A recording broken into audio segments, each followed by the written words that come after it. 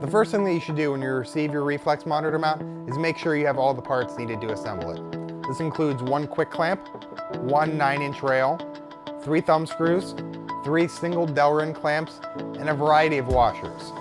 There's 2 types of washers that we include, a black nylon washer and a white Teflon washer, and you'll need to use a combination of both to get it working properly with your monitor. To assemble your reflex monitor mount, we'll start by attaching 2 of the single Delrin clamps onto the quick clamp. Here we're using the thumb screws with 1 nylon washer.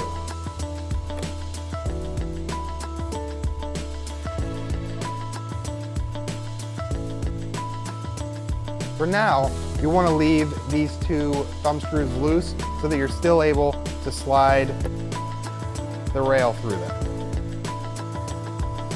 Once it's in place, go ahead and snug them down. Next, we're going to attach the monitor onto the remaining Delrin clamp. Here, you're going to need some experimentation to find the right combination of washers to make it work with your monitor. For this Sony one, we have 3 nylon washers followed by 1 Teflon washer on the thumb screw, and then we're going to put the Delrin clamp on, followed by 1 more Teflon washer. Again, you're going to have to experiment a little bit to find out what works well with your monitor. But the important thing here is that you have 1 Teflon washer between the Delrin clamp and your monitor. That allows it to spin properly.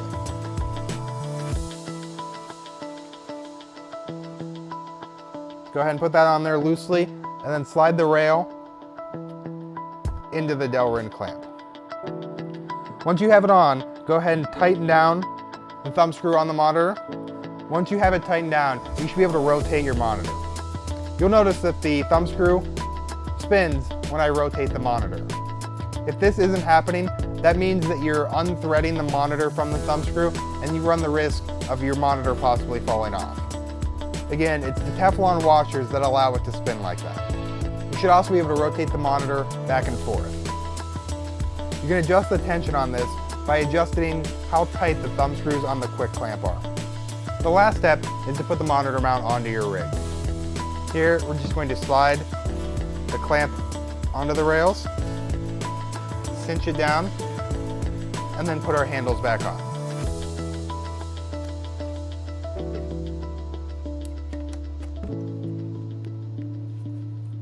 Right now, I'm using the SR10 set up in a low profile configuration with a monitor mount, and my camera has a battery grip. If I didn't have a battery grip and I was using the same configuration, the camera lens may bump into the monitor mount. If that were the case, I'd have to set up the SR10 with the T in the regular configuration to raise the camera up off the rails. One of the things about the reflex system is it's very interchangeable, and there's a ton of different configurations, and you have to experiment a little bit to find out which one works best with your equipment. Once I throw the rig up onto my shoulder, you'll see that the monitor stays in place very well and only moves when I move it.